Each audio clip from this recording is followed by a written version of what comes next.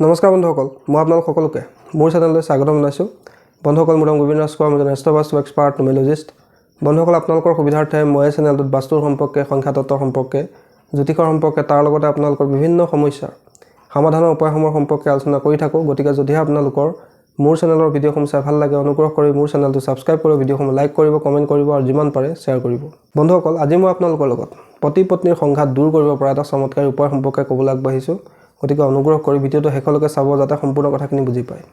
যিসকলৰ হাজবেণ্ডৰ লগত সদায় কাজিয়া হয় বা যিসকলৰ পুৰুষৰ প্ৰত্যেক দিনে নিজৰ পত্নীৰ লগত সংঘাত হয়, এইটো কিন্তু ঘৰৰ উন্নতিৰ কাৰণে ভাল লক্ষণ নহয়। পাৰিবাৰিক সংঘাতে ঘৰৰ উন্নতিত বাধাগ্ৰস্ত কৰে, ঘৰৰ ল'ৰা ছোৱালীক শিক্ষা দীক্ষাৰ ক্ষেত্ৰত বাধা উৎপন্ন কৰে, তাৰোপৰি সামাজিক বিশৃংখলতাৰো সৃষ্টি কৰে। গতিকে ল'ৰা ছোৱালীৰ ভাল ভৱিষ্যতৰ কাৰণে, ঘৰখনৰ উন্নতি প্ৰগতিৰ কাৰণে পতি পত্নীৰ সংঘাত দূৰ হোৱাটো অত্যন্ত প্ৰয়োজনীয়। নহ'লে এখন ঘৰৰ উন্নতিৰ ক্ষেত্ৰত বাধা উৎপন্ন হয়। আজি মই সেই পতি পত্নীৰ সংঘাত দূৰ কৰিব পৰা এটা চমৎকাৰী উপায় সম্পৰ্কে ক'বলৈ আগবাঢ়িছোঁ। যিসকলৰ এই সমস্যাত ভুগি আছে, যিসকল মহিলা বা যিসকল পুৰুষে পাৰিবাৰিক সংঘাত ভুগি আছে, সদায় ৰাতিপুৱা গধূলি যাৰ নিজৰ হাজবেণ্ডৰ লগত বা ৱাইফৰ লগত কাজিয়া হয়, তেওঁলোকে এই উপায়টো কৰিব পাৰে। যিসকলে এই ধৰণৰ পতি পত্নীৰ সংঘাতত ভুগি আছে, তেওঁলোকে এই উপায়টো কৰিব পাৰিব। বন্ধুসকল, একেবাৰে সহজ উপায়, 1 টকা পইচা খৰচ কৰিব নলগা উপায়। যদি আপোনালোকে সম্পূৰ্ণ মই যেনেকৈ কওঁ সেইদৰে আপোনালোকে সম্পূৰ্ণ বিশ্বাস ৰাখি ঈশ্বৰক ধ্যান কৰি আপোনালোকে এই প্ৰয়োগটো কৰে, চাব আপোনালোকৰ পাৰিবাৰিক সংঘাত দিনক দিনে নাইকিয়া হৈ যাব। আপোনালোকৰ পাৰিবাৰিক সুখ লাভ হ'বলৈ ল'ব। পতি পত্নীৰ সংঘাত লাহে লাহে আপোনাৰ জীৱনৰ পৰা আঁতৰি যাব। বন্ধুসকল, বিবাহত সমস্যা হোৱাৰ বিভিন্ন কাৰণ থাকে, সেই সম্পৰ্কে আজি আগতেও মই আপোনালোকক কৈছোঁ। তথাপি আজি আপোনালোকক যিটো উপায় মই দিম, সেই উপায়টো একেবাৰে সহজ উপায়, সকলোৱে কৰিব পৰা উপায়। যিসকলে পাৰিবাৰিক সংঘাত ভুগি আছে, তেওঁলোকে সকলোৱে উপায়টো কৰিব পাৰিব।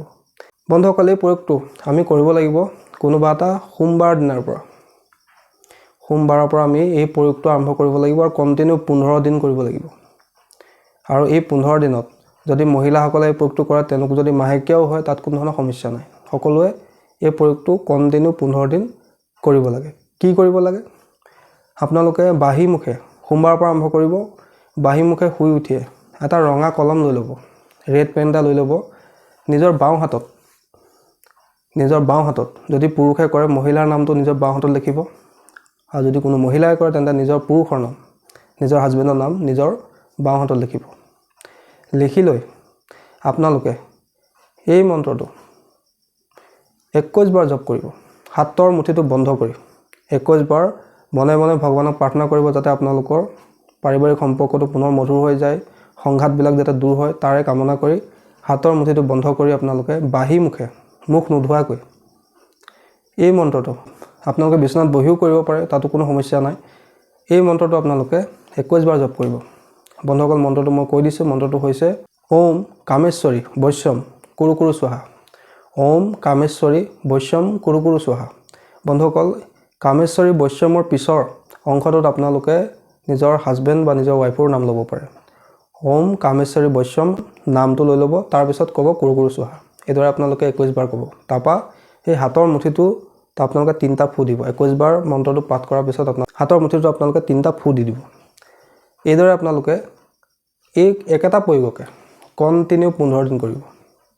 চাব আপোনালোকৰ পাৰিবাৰিক সমস্যাবিলাক লাহে লাহে নাইকিয়া হৈ যাব, পতি পত্নীৰ সংঘাতো দূৰ হ'বলৈ ল'ব।